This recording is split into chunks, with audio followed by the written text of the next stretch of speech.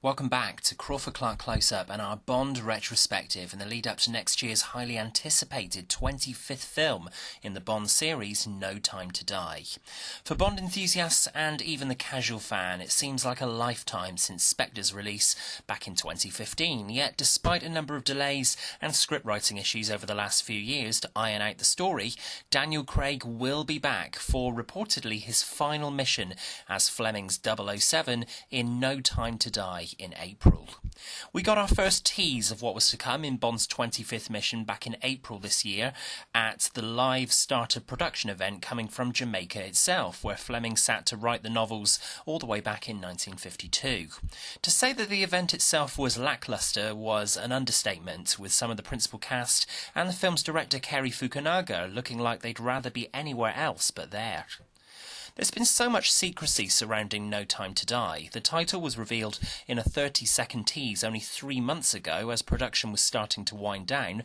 But aside from this, and a very cool-looking video montage of the filming, fans know next to nothing about the plot.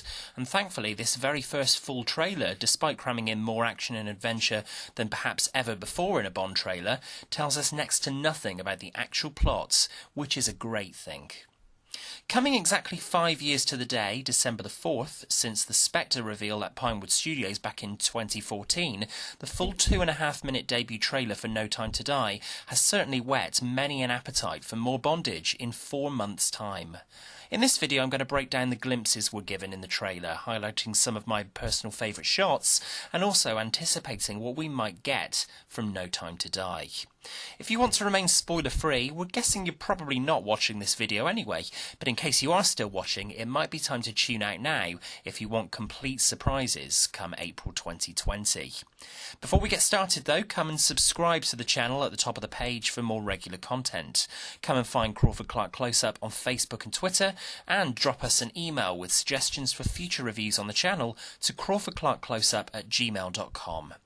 With that said, let's delve into No Time to Die. And the trailer opens as it means to go on, with a succession of well-edited shots of Bond and Madeleine being pursued in the Aston Martin DB5 along winding roads in the beautifully scenic Matera in Italy. Madeleine is asking Bond why she would betray him, with Bond suggesting that we all have secrets and that we haven't got to yours yet. There's a bitterness in Bond's voice here, and Daniel Craig plays this side of Bond to perfection. I'm guessing this is going to play a bigger part in the third act of the film, but that's merely speculation. This is followed by another legendary Bond stunt as Bond is seen jumping off a bridge with two vehicles about to collide into one another. The studio logos open onto Ralph Fiennes' M needing to find 007 before we get some shots of Bond hiding out in a stunning-looking Jamaica before running into Jeffrey Wright's Felix Leiter, returning after we saw him 3 films ago in Quantum of Solace asking for Bond's help. We then get some tense and flirtatious interaction between newcomer Lashana Lynch's Nomi and Craig's Bond, as we learn that Nomi has been a 00 for the last 2 years and has no compunction about disabling Bond if he gets in the way of her mission.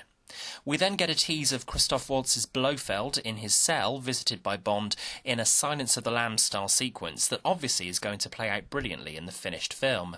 As fans have already remarked, the limited dialogue that we get from Waltz in this trailer alone already sounds more convincing than any of the dialogue he had in Spectre. One of the new characters introduced in Spectre, Léa Seydoux' Madeleine Swann, came under scrutiny by some fans for how easily she seemed to fall in love with Bond, having barely met him, so the idea at first that the character would be reprised for No Time to Die was met with trepidation, from this fan included, but it looks from the trailer alone that we're going to delve far more into Swann's motivations second time around, and the montage of scenes between Bond and Madeleine evidenced here look intriguing. Blofeld explains that if the secret comes out, it will kill Bond, leaving fans salivating for more. Let's talk about the white-masked assassin, Rami Malek's villain Safin, who looks like he's going to be a chilling adversary for Bond this time around, in the vein of the classic megalomaniacal Bond villains that we haven't seen for some time now.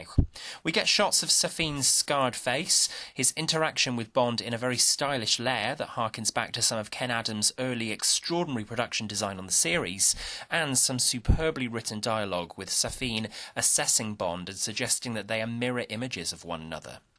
If nothing else, the writing seems fantastic this time around, and once again, a marked step up from Spectre. To finish the trailer, we get the requisite quick shots of a number of set pieces. Ana de Armas's Paloma firing guns and performing stunts, before Bond gets the ammunition out on the DB5 as the car comes under attack, as the trailer comes full circle. There's ultimately a huge amount to digest in this first trailer alone, and a big part of me wants Eon not to spoil more of the film in any further trailers. These next 4 months leading up to the film's release are going to be long.